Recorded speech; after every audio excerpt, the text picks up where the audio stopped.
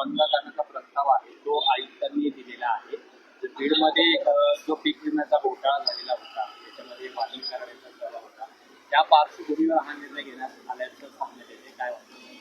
3-4 शेतकऱ्यांच्या बाबतीतले इलेक्शनच्या आधीचे निर्णय, इलेक्शनच्या नंतरचा नुसता निर्णय नाही, वास्तव ह्याचा आपण सगळ्यांनीच गांभीर्याने नोंद घेतली पाहिजे. एक तर हार्वेस्टरचा जो अतिशय गंभीर प्रश्न, तो नुसता आरोप नाही झालाय, तो आरोप कोर्टानेही सरकारला प्रश्न विचारले, त्याच्या उत्तराची मी वाट बघते. कारण का शेतकरी हा काळ्या मातीशी इमान राखणार आहे, तुमचा आणि माझ्या अन्नधान्याचा प्रश्न सोडवणाऱ्या कष्ट करणार आहे. त्या शेतकऱ्याला हार्वेस्टर मधून पैसे काढणे, पीक विम्यातून पैसे काढणे, त्याला हमी भाव न देणे, त्यांनी शब्द दिला होता की सरसकट कर्जमाफी करून 7-12 कोरा करू, हे तुमच्या चॅनलवर मी पाहिलेलं आहे. त्यामुळे असे खूप गंभीर प्रश्न, आव्हानं राज्यासमोर, देशासमोर, शेतकऱ्यांसमोर आहेत, एक बाजू. आणि दुसऱ्या बाजूला इकॉनॉमिक डिस्ट्रेस, महाराष्ट्र आणि देशावरचं कर्ज, त्याच्यावर जो इंटरेस्ट भरावा लागतो, भारताची इकॉनॉमिक सिच्युएशन, जगाची, त्याचा आपल्या देशावर इम्पॅक्ट. आज डॉलरचा भाव तुम्ही बघताय, त्याच्यानंतर ऑइल इम्पोर्ट्स, खूप कॉम्प्लेक्स या गोष्टी आहेत, फार गंभीर ही विषय आहेत, राज्य आणि देशासमोर आव्हान आहे. त्यामुळे माझी अपेक्षा की एवढा मोठा मॅन्डेट आलेल्या सरकारनी ह्या विषयांवर बोललं पाहिजे. आणि मी स्वतः पार्लमेंटवर गेल्यावर हे बजेट सेशन असणार आहे, हे सगळे विषय आम्ही फार गांभीर्याने चर्चा या सगळ्या विषयांवर सरकारकडे मागणार आहे. आष्टीमध्ये एक कुटुंब आहे, त्यांना बहिष्कार केलेला आहे, त्या मुलीला एड्स झाल्याची अफवा पसरवण्यात आली होती, त्यामुळे आता त्या कुटुंबांनी, पोलिसांनी अधिकाऱ्यांवर गुन्हा दाखल केलेला आहे, म्हणजे मागणी केलेली आहे, तशी कलेक्टर ऑफिसला तक्रार केलेली. आरोग्य विभाग आणि पोलिसांनी पसरवलं. माझं म्हणणं आहे, एक तर अफवा काय, एखाद्याला एखादा आजार असेल तर त्याला ट्रीटमेंट दिली पाहिजे. त्याच्यात अफवा आणि असं कशासाठी, कशाला कुणाला कॉर्नर कव्हर करावं कुठल्याही आजाराबद्दल.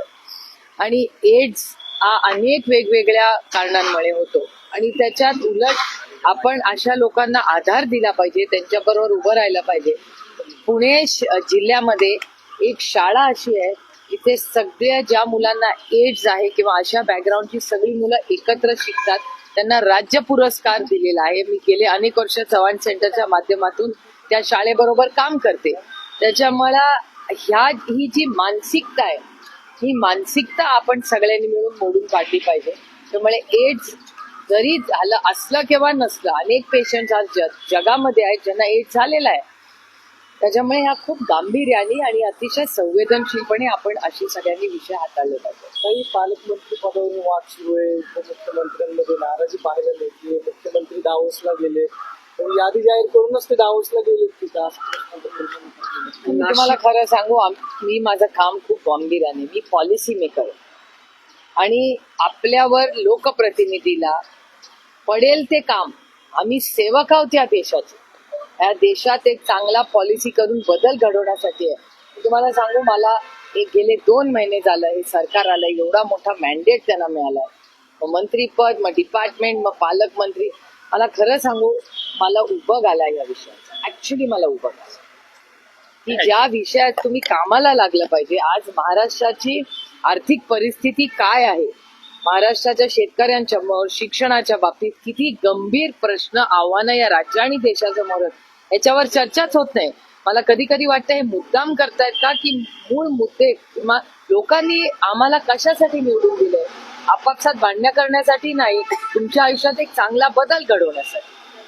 त्यामुळे मला विचाराल तर मला खरंच या विषयांचा उभं आलाय, तर मला हे प्रश्न विचारू नका. बाकी पॉलिसी लेवलचं काही असेल, मी काही उत्तर द्यायला तयार आहे. तर कोण, कुठला पालकमंत्री, कुठला डिपार्टमेंट, रुसवे फुगवे, प्लीज यार, ही काय घरची स्टोरी नाही, देशाची आणि राज्याची सेवा आहे. Let's get serious. रायगड आणि नाशिकमध्ये जे पालकमंत्री नियुक्त केलेले होते त्याला सुद्धा लगेच 24 तासाच्या आत स्थगिती देण्यात आलेली आहे. आणि दुसरं म्हणजे सहपालकमंत्री, हे जे काही आता नवीन धोरण आहे ते सुद्धा आलेलं आहे. तर नेमकं काय, त्याचा काय उपयोग आहे किंवा काय नेमकं? हे सरकार नुसतं अनकॉन्स्टिट्युशनल पोस्ट तयार करण्यामध्ये अगदी मला वाटतं संपूर्ण देशात सगळ्यात पुढं महाराष्ट्र असेल या बाबतीत. अनकॉन्स्टिट्युशनल म्हणजे ज्या पोस्ट आपल्या संविधानातच नाही अशा पोस्ट देण्यामध्ये आपला राज्य कदाचित एक नंबरला असेल देशात. मी मंत्र्यांची नाराजी दूर करण्यासाठी हे दिलं जाते सहपालकमंत्रीपद. तुम्हाला सांगू कसली नाराजी, एवढं मोठं मॅन्डेट तुम्हाला दिले, सेवा सोडून बाकी सगळं चाललंय राज्यात. हे किती अस्वस्थ करणार आहे. पॉलिसीवर का चर्चा होत नाही? पॉलिसीवर वाद झाले असते ना तर मला आनंद झाला असता. हरकत नाही, लोकशाही आहे, पण पॉलिसीवर वादच होत नाहीये, पॉलिसीवर चर्चाच होत नाही. 2 महिने झाले या सरकारने येऊन कुठली मोठी पॉलिसी केली?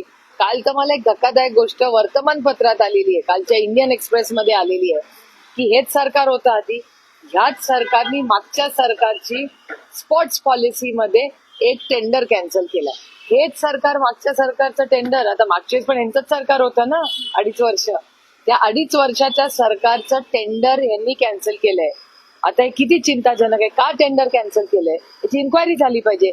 हार्वेस्टर मध्ये कोणी पैसे काढले याची इन्क्वायरी झाली पाहिजे. मी माननीय मुख्यमंत्री याची वाट बघते, मी जाऊन त्यांची गाठ घेणार आहे की बाबा हे तुमचंच आधी सरकार होतं, आत्ताही तुमचंच सरकार आहे, मग हे काय आहे? तुम्ही टेंडर्स कॅन्सल का करताय? याचा त्यांना सांगावं लागेल. त्यांच्या काही घरचे पैसे नाहीयेत, हे आपण सगळे टॅक्स भरतो त्याच्यातून हे होतं ना. बीडचं जे पालकमंत्री आहे ते अजितदादांकडे दिलेलं आहे. आता तरी बीडची परिस्थिती आहे म्हणजे कायदा सुव्यवस्था असेल किंवा इतर ज्या घटना असतील त्या कमी होतील असं वाटते तुम्हाला? बघूया ना काय होतं. प्रत्येक गोष्टीवर रिॲक्शन देणं काय. अक्षय शिंदे यांचा एन्काउंटर झाला. अक्षय शिंदे यांचा एन्काउंटर झाला. एक्सक्लुझिव्ह मुलाखतीत किस्सा सांगितला. धनंजय मुंडे पक्षात घेण्याची शरद पवारांची इच्छा नव्हती, तर फक्त असं गोपीनाथ मुंडेंना त्यावेळी सांगितलं होतं. त्यांनी जर सांगितलं असेल तर त्यांना माहिती असेल बऱ्याच गोष्टी. पाटेचा षडयंत्र रचलं भुजबळ साहेब असे म्हणले की मग ते उद्धव ठाकरे काँग्रेसने तरी रचलं नाही आणि शरद पवार खरगे यांच्यात काहीतरी वाद झाला बैठक संपली आणि मी म्हणालो की पुन्हा आपण उभारी घेऊ, पक्ष उभा करू. मात्र हे षडयंत्र कोण रचलं याचा शोध लागत नाही. ते आता मुंडेने सांगावं. खरं ते षडयंत्र होतं काय होतं नाही. तुम्हाला खरं सांगू, मला याच्यातलं फारसं माहिती नाही. की दुसरं, मी इतिहासात इतकी रमत नाही, मी वास्तव ते सगळं उगाळून तुमच्या आणि माझ्या आयुष्यात फरक पडणार आहे का? या राज्यातली महागाई बेरोजगारी कमी होणार आहे का? पीक विमा होणार आहे कमी का? म्हणजे काय बेनिफिट काय?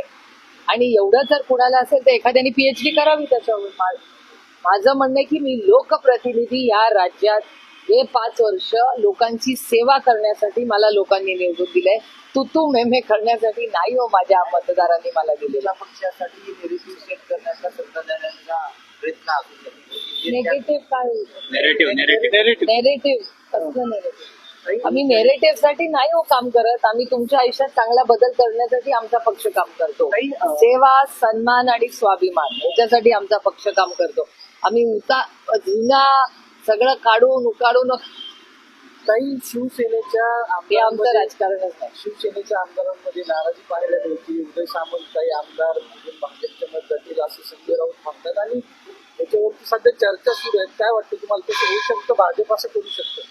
मला यातली फारशी माहिती नाही, कारण महागाई, बेरोजगारी, होणारा भ्रष्टाचार, कॅन्सल होणारे कॉन्ट्रॅक्ट, शेतकऱ्यावर होणारा अन्याय किंवा हार्वेस्टर झालेले खून, झालेले महिलांवरचे अन्याय, ही फार गंभीर विषय आज आव्हानं राज्याच्या आणि देशाच्या समोर आहेत. राज्याची इकॉनॉमी आणि असलेलं लोन आणि त्याच्यावरचं भरायला लागणारा इंटरेस्ट, त्याच्यातून राज्य पुढे कसं चालणार आहे आणि पुढे अनेक डेटा, हे माझं म्हणणं नाहीये, पार्लमेंटरी डेटा असं सांगतो की एक मॉनिटरी पॉलिसी असते, ती मॉनिटरी पॉलिसी इथून पुढे देशाची, राज्याची काय असेल, ही खूप मोठी आव्हानं आज राज्यासमोर आहेत. मला विचाराल तर हा राज्य आणि देश एज एन इकॉनॉमिक चॅलेंज, मी अजून क्रायसिस शब्द वापरत नाहीये, कारण ही सगळी माहिती आपल्याला पुढच्या बजेट्समध्ये येईल. पण साधारणपणे या देशाची जी मॉनिटरी पॉलिसी आहे किंवा जे फिस्कल डेफिसिट जे दिसतंय ते वाढतानाच दिसतंय, इन्फ्लेशन वाढताना दिसतंय. त्यामुळे याच्यातून बेरोजगारी आणि महागाई म्हणजे जे वाढतंय त्याच्यात आणखीन वाढण्याची शक्यता आहे, कारण का डॉलर आता लोक म्हणतायत, हे मी म्हणत नाही, आय रिपीट, की जे इकॉनॉमिस्ट आहेत, अर्थतज्ञ आहेत, ते म्हणतात 90च्या पुढेही डॉलर जाऊ शकतो. अशी जर परिस्थिती आली तर या देशासमोर खूप मोठी आव्हानं असणार. काही अक्षय शिंदे याचा जो एन्काउंटर झाला त्याच्यावर आता पोलिसांवर प्रश्नचिन्ह आहे, ते न्यायालयाने उपस्थित केलेलं आहे. ती चिंताजनक बाब आहेच. काल दिवसभर ती मी टीव्हीवरही पाहिली, आज सकाळी वर्तमानपत्रातही ती वाचली. त्यामुळे अक्षय शिंदेची केस असेल किंवा परभणीची केस असेल, परभणीच्या केसमध्येही जी घटना घडली परभणीला, त्याच्यातही खूप प्रश्नचिन्ह आहेत, कारण का ती डेथ इन कस्टडी झालेली आहे. त्यामुळे सोमनाथचं नक्की काय झालं परभणीमध्ये याचीही एक पारदर्शक इन्क्वायरी ही झाली पाहिजे, ही आमची अनेक दिवसाची मागणी आहे. आणि मला वाटतं तिथून परभणीवरनं एक लॉंग मार्च ही सुरू झालेला आहे, जो मुंबईच्या दिशेने येतोय. आणि परभणी असेल किंवा बीड असेल, या दोन्ही घटना अतिशय वेदना देणार आहेत. आणि तुमच्याच सगळ्या चॅनलवर त्याच्या मागून इतक्या गोष्टी बाहेर येत आहेत, हे खरंच धक्कादायक आहे की महाराष्ट्रात अशा घटना होत होत्या. हे खूप अस्वस्थ करणार आहे. काही वाल्मिक कराडला मदत केल्याप्रकरणी पुण्यातील भाजपचे नगरसेवक त्यांची चौकशी झाली आता. काही भाजपचाच माफिया वाल्मिक कराडला होता का, आणि पुण्यामध्ये अनेक प्रॉपर्टी घेण्यामध्ये मला खरंच याची माहिती नाही, पण जशी जशी माहिती येईल त्याप्रमाणे आता आपण पुढे बघूया पुढे काय होतं. पण जो डेटा बाहेर येतोय हा अस्वस्थ करणारा आहे. आणि अर्थातच त्या सगळ्याच बीड आणि परभणीच्या दोन्ही केसेसमध्ये माझी एवढीच अपेक्षा आहे की महाराष्ट्र सरकारने पारदर्शकपणे न्याय त्या दोन्ही कुटुंबाला आणि महाराष्ट्राला दिला पाहिजे. काही नवाब मलिकांची पुन्हा चौकशी होणार आहे. बदनामी केली आहे अशा प्रकारची तक्रार न्यायालयाला नवाब मलिकांची चौकशी मला काय या केसची फारशी माहिती नाही, माझा अभ्यास आज तुमची पक्षाची बैठक आहे, तर काय आगामी निवडणुकीच्या अनुषंगाने चर्चा होणार आहे? आमच्या विकास आघाडी म्हणूनच तुम्ही आमचा एक तर महाविकास आघाडीची आज संध्याकाळी मुंबईमध्ये मिटिंग आहे. त्याच्यात आमचे सगळे तिन्ही पक्षाचे वरिष्ठ नेते आणि मित्र पक्षाचे नेते भेटणार आहेत. पुण्यामध्ये आज आमच्या संघटनेबद्दल अमोलदादा कोल्हे, मी असतील, आमचे अध्यक्ष असतील, आम्ही पक्ष पुण्यासमोरची आव्हानं, पुण्यामध्ये अनेक प्रश्न होत आहेत. मागच्याच आठवड्यात मी पुणे म्युन्सिपल कमिशनरकडे गेले होते. त्याच्यामध्ये पुण्यामध्ये पाण्याचा प्रश्न असेल, ट्रॅफिकचा प्रश्न असेल, पोल्युशनचा प्रश्न असेल, ही मोठी आव्हानं शहरामध्ये आहेत. आणि आज नगरसेवक नाही, नगरसेवक नसल्यामुळे सर्वसामान्य मायबाप जनतेने कुणाकडे जायचं, एक मोठा प्रश्न हा त्यांच्यासमोर होतो. आणि इलेक्शन लवकर झाली पाहिजेत, हा पहिला मुद्दा. आणि दुसरा मुद्दा की शहरामध्ये नक्की काय चाललंय याचा आढावा ही घेणं महत्वाचं आहे, कारण का ट्रॅफिक सुटतच नाहीये. ट्रॅफिकचा प्रश्न, पाणी असेल, कचरा असेल, आणि नवीन जी गावं मध्यंतरी घेतली त्यांच्या अंगणवाडी, आशा वर्कर यांचे प्रश्न अनेक वर्ष महिने प्रलंबित आहेत. या सगळ्याची एक चर्चा आणि फॉलोअपसाठी आम्ही भेटतो. काही राज्यामध्ये खतांचा तुटवडा निर्माण झालेला आहे, जसं तूट सुद्धा कमी केलं होतं. आणि ह्या गोष्टी अनेक महिने वर्षभर झालेल्या आहेत. मागच्याही सेशनमध्ये भारतातल्या अनेक खासदारांनी हा विषय मांडलेला आहे. आणि हे फक्त काय आम्ही बोलतोय असं नाही, सत्तेमध्ये मला काय या केसची फारशी माहिती नाही, माझा अभ्यास आज तुमची पक्षाची बैठक आहे, तर काय आगामी निवडणुकीच्या अनुषंगाने चर्चा होणार आहे? आमच्या विकास आघाडी म्हणूनच तुम्ही आमचा एक तर महाविकास आघाडीची आज संध्याकाळी मुंबईमध्ये मिटिंग आहे. त्याच्यात आमचे सगळे तिन्ही पक्षाचे वरिष्ठ नेते आणि मित्र पक्षाचे नेते भेटणार आहेत. पुण्यामध्ये आज आमच्या संघटनेबद्दल अमोलदादा कोल्हे, मी असतील, आमचे अध्यक्ष असतील, आम्ही पक्ष पुण्यासमोरची आव्हानं, पुण्यामध्ये अनेक प्रश्न होत आहेत. मागच्याच आठवड्यात मी पुणे म्युन्सिपल कमिशनरकडे गेले होते. त्याच्यामध्ये पुण्यामध्ये पाण्याचा प्रश्न असेल, ट्रॅफिकचा प्रश्न असेल, पोल्युशनचा प्रश्न असेल, ही मोठी आव्हानं शहरामध्ये आहेत. आणि आज नगरसेवक नाही, नगरसेवक नसल्यामुळे सर्वसामान्य मायबाप जनतेने कुणाकडे जायचं, एक मोठा प्रश्न हा त्यांच्यासमोर होतो. आणि इलेक्शन लवकर झाली पाहिजेत, हा पहिला मुद्दा. आणि दुसरा मुद्दा की शहरामध्ये नक्की काय चाललंय याचा आढावा ही घेणं महत्वाचं आहे, कारण का ट्रॅफिक सुटतच नाहीये. ट्रॅफिकचा प्रश्न, पाणी असेल, कचरा असेल, आणि नवीन जी गावं मध्यंतरी घेतली त्यांच्या अंगणवाडी, आशा वर्कर यांचे प्रश्न अनेक वर्ष महिने प्रलंबित आहेत. त्या सगळ्याची एक चर्चा आणि फॉलोअपसाठी आपण भेटू. काही राज्यामध्ये खतांचा तुटवडा निर्माण झालेला आहे, तसं ट्विट सुद्धा तुम्ही केलं होतं. नाही, ह्या गोष्टी अनेक महिने वर्षभर चाललेल्या आहेत. मागच्याही सेशनमध्ये भारतातल्या अनेक खासदारांनी हा विषय मांडलेला आहे आणि हे फक्त काय आम्ही बोलतोय असं नाही, सत्तेमध्ये असलेलेही खासदार दिल्लीमध्ये याच्याबद्दल बोलतात. खत असेल, बियाणं असतील, वाढणारी महागाई असेल, हमी भाव असेल आणि एक पॉलिसी जी सारखी केंद्र सरकार बदलत राहते ही एक्सपोर्ट्स बद्दल. म्हणजे एक्सपोर्ट करण्यासाठी साखर आणि कांदा याला इतका उशीर करतं हे सरकार अनेक वेळा की जो हमीभाव हक्काचा 2 पैसे जेव्हा शेतकऱ्याला मिळणार असतील तेव्हा ज्याला आपण इंग्रजीत म्हणतो ते मिस द बोट.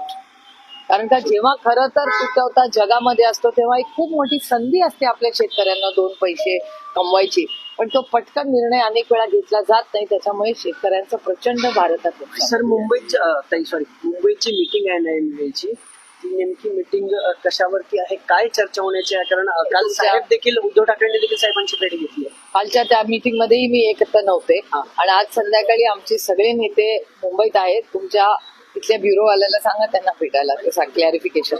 काही पुण्यामध्ये एक नवीन आजाराची साथ निर्माण झाली. 22 रुग्ण आढळलेले. हे बघा, आपल्या लाईफस्टाईल आणि पोल्युशन इतकं वाढत चाललंय त्याच्यामुळे या गोष्टी सातत्याने व्हायरसेस असतात ते म्यूट होत असतात.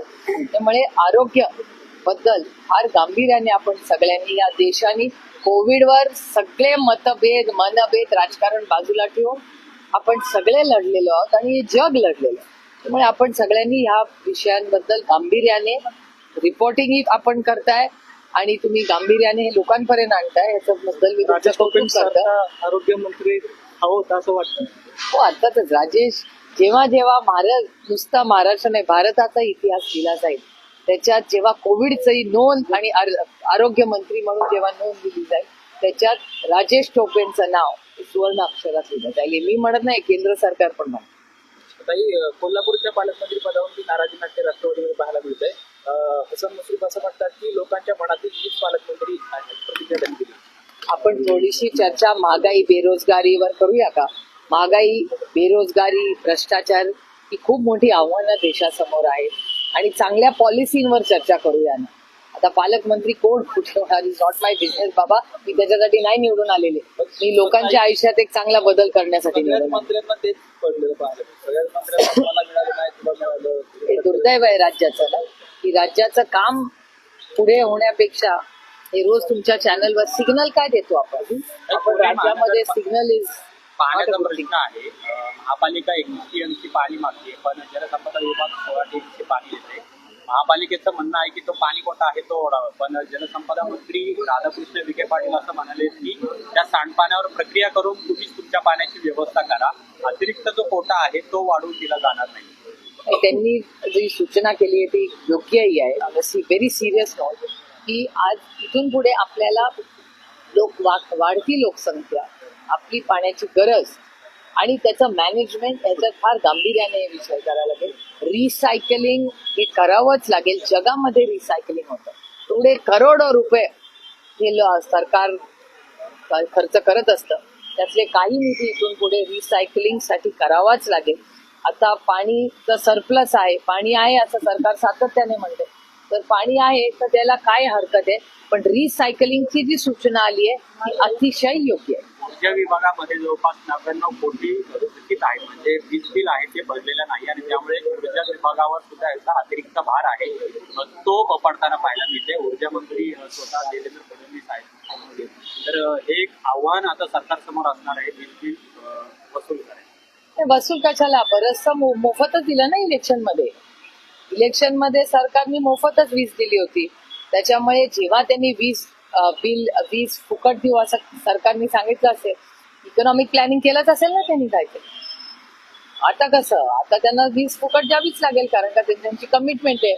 त्यांनी काय काय सांगितलं होतं, वीज बिल देऊ, भगिनींना 2100 रुपये देऊ, 7-12 कोरा करू, या सगळ्या गोष्टी सरकारने केल्या पाहिजेत कारण का त्यांनी कमिटमेंट केलेले आहेत. आता पुण्याचे पालकमंत्री काय आता यापुढे तुम्ही पुण्याचे प्रश्न बघू आता त्यांनी डीपीडीसी वगैरे बोलतीलच ना. आणि नॉर्मली मी डिपार्टमेंट वाईज पत्र लिहित असते प्रत्येक मंत्र्याला. आणि माझ्या मतदारसंघात जास्ती PWD, PMC आणि नॅशनल हायवेज वगैरे असे खूप प्रश्न येतात. आणि शेतकऱ्यांचे जे येतात ते शेती मंत्री आणि केंद्र सरकारची निगडीत जास्त असतात आमचे. कारण ते सगळं तिथूनच म्हणजे केंद्र सरकारमधूनच हे सगळे जे एक्सपोर्ट्सचे निर्णय असतात किंवा या सबसिडीज असतात. आणि कालच एक मी जे बोलणार संपत्ती पुणे, पिंपरी चिंचवड, सोलापूरमधील बार्शी तालुका